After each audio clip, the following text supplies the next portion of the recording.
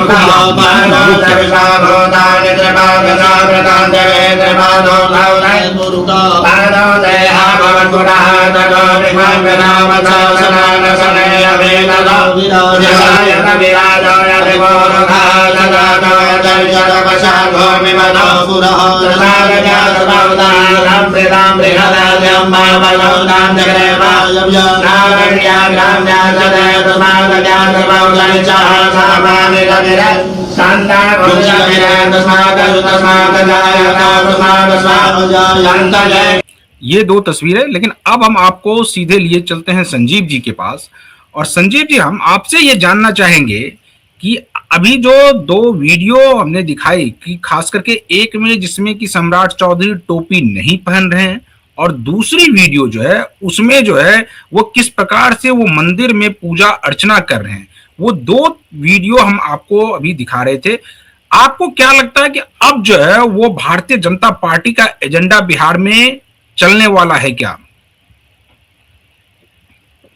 नमस्कार प्रवीण जी, और आपके दर्शकों को भी मेरा नमस्कार। देखिए, बहुत सारे समीक्षक ये कह रहे थे कि सम्राट चौधरी का तो आरएसएस से कोई लेना देना नहीं, बीजेपी में भी 5-6 साल पहले ही आए, तो उनका संघ या भाजपा के विचारधारा से कोई लेना देना नहीं, ऐसे बहुत सारे लोग कह रहे। और ज्यादा उछल कूद रहे थे आरजेडी प्रवक्ता शक्ति यादव की, ये और तेजस्वी भी बोल रहे थे ये तो लालू जी की पाठशाला के उपज है।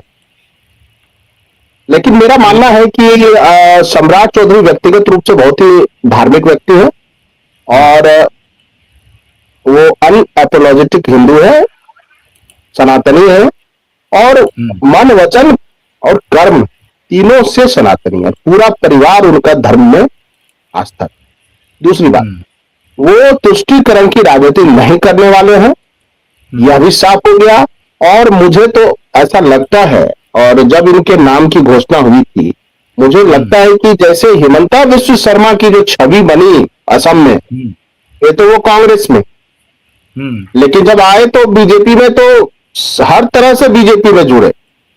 जी, और जो हिंदुत्व फोर्सेस हैं, या हम्म, जिनको लगता है कि तुष्टीकरण की राजनीति देश के लिए ठीक नहीं है, देश की हम्म, सुरक्षा के साथ खिलवाड़ हो रहा है, हम्म, तो उनके लिए हिमंता विश्व शर्मा और योगी आदित्यनाथ एक आइकॉन बन गए। और याद रखिएगा आज का मेरा ये वर्ड, हम्म, ये तीसरे बड़े आइकॉन हिंदुत्व के बनने वाले हैं सम्राट चौधरी। और हो सकता बिल्कुल, है अगर उतना लंबा कार्यकाल उनको मिला, तो हम्म, वो हिमंता और योगी जी के छवि को भी पार कर सकते हैं। हम्म। ठीक है, यानी सबको लेकर कट्टर, यानी चलेंगे। आप संजीव जी ये कहना चाह रहे हैं कि अब जो है ये बिल्कुल कट्टर हिंदुत्व वाली छवि, खास करके जिस प्रकार से योगी आदित्यनाथ की या हिमंता बिस्वा शर्मा की है, उसी प्रकार से सम्राट चौधरी की छवि भी कट्टर हिंदुत्व वाली होगी और बिहार इसी पर आगे बढ़ेगा, आप ये कह रहे हैं? होगी नहीं है।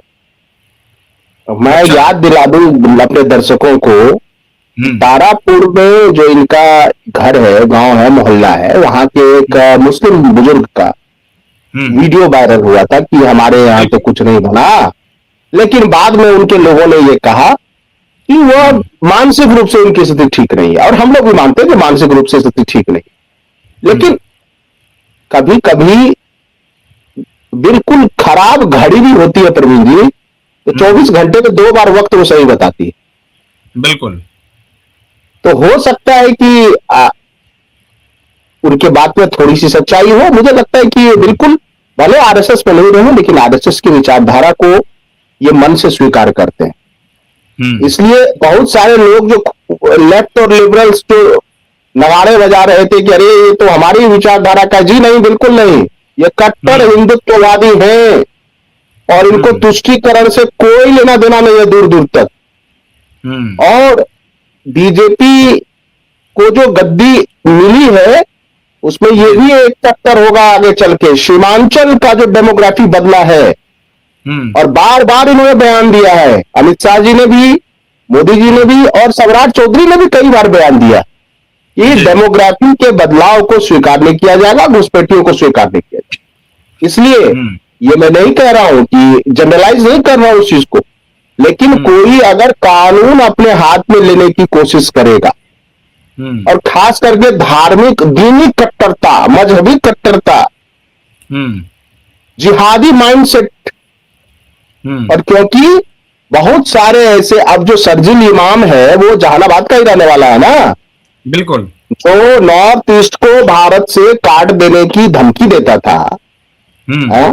और वो अपने को जेएनयू का स्कॉलर बताता था। वो कैसा स्कॉलर था कि वो कहता था कि प्रतिबंधित पशुओं की बलि होनी चाहिए, जिससे हिंदुओं की भावनाएं आहत भावना हो। आते हो। वो ये कहता था कि बहुत सारे मौलवी साहब जो धर्म के, दीन के, इस्लाम के जानकार हैं, वो ये कहते हैं कि रूल ऑफ द सॉइल, यानी जो जिस जमीन पे रहे वहां के नियम को माने। बहुत सारे मौलवी साहब ये कहते हैं कि जो बकरीद है या कोई और त्योहार है, उस पर कुर्बानी प्रतिबंधित पशु की ना हो, ताकि बहुसंख्यक लोगों की भावनाएं आहत ना हो। बहुत सारे ऐसे मौलवी साहब कहते, तो उन मौलवियों को भी ये टारगेट करता था सर्जिल इमाम। सोचिए। नहीं संजय जी, और हम वो उस पर सर्जिल, आएंगे, वो जी, चूंकि मुद्दा हमारा आज चूंकि जो है, हालांकि उससे वो रिलेटेड है, आपने जो कहा, लेकिन आज सिर्फ और सिर्फ सम्राट चौधरी की बात होगी, क्योंकि सम्राट चौधरी की आज ही 2 तस्वीरें आई है और दोनों तस्वीर जो है वो बहुत कुछ कह रहा है। आप देखिए कि एक बार अब इस पर जो है अलग अलग राजनीतिक पार्टियों के बयान भी आने शुरू हुए हैं। हालांकि देखिए जो मुख्य विपक्षी दल है, खास करके आरजेडी, उन्होंने बिल्कुल इस पर कुछ भी कहने से मना कर दिया। लेकिन कांग्रेस प्रवक्ता असित नाथ तिवारी ने कहा कि ऋग्वेद में कहा गया है कि राजा को प्रजा के साथ भेदभाव नहीं करना चाहिए, भेदभाव करने वाला राजा नहीं बन सकता है। अब बीजेपी के लोग कौन सा हिंदुत्व लेकर चल रहे हैं यह तो वही बताएंगे। क्या आपको लगता है कि इस पर राजद का कोई बयान नहीं आना और कांग्रेस का ये बयान आना और कांग्रेस के ऊपर जिस प्रकार से तुष्टीकरण की राजनीति का आरोप लगता रहा है, हालांकि आरोप तो राजद पर भी लगा, लेकिन जिस प्रकार से कांग्रेस पर लगता रहा है उसी को लेकर आज ये बयान भी उसी के संदर्भ में देखा जाए? नहीं, देखिए, कांग्रेस कुछ ज्यादा उतावली है। उसको लगता है कि ये सब लाइनें बोल के वो मुस्लिम वोटों को सपा, बसपा, आरजेडी, क्षेत्रीय दलों से तोड़ के अपने खेमे में ले आए। कांग्रेस का यही वन पॉइंट एजेंडा है पूरे देश में। और अगर वो पूरे मुस्लिम आ भी जाए उनके पक्ष में, रीजनल पार्टी का दामन छोड़कर आ भी जाए, तो भी मुझे नहीं लगता कि कांग्रेस की बातें बनने वाली है। दाल गल, अगर ऐसा दाल गलता तब तो 2005 के बाद आरजेडी की ही दाल गल जाती बिहार में। वो तो खूब टोपी पहन के घूमते थे। देखिए, मेरा मानना है कि जो वो कह रहे हैं, ऋग्वेद का उदाहरण दे रहे हैं, तो सवाल ये है कि राजा सबकी प्रजा की एक नजर से देखभाल करेगा, लेकिन जरूरी नहीं कि राजा दूसरे धर्मों के सिंबल को एडॉप्ट कर ले। ये कहां लिखा हुआ? ये क्या भारतीय संविधान में लिखा हुआ है? वो अच्छा, खान पान, पहनावा, ये तो कांग्रेस के नेता बोलते